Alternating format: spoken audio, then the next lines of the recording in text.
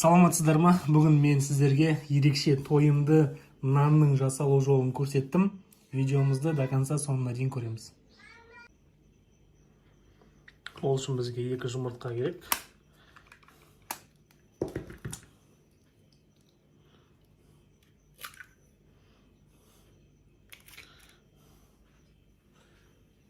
Және 250 мг сүт.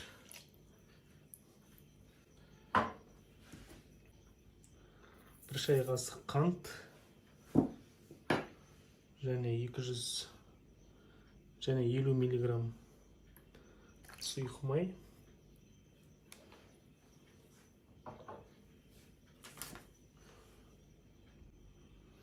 Және 1 ас қасық құрғақ дрожжи керек. Енді осыны араластырып аламыз.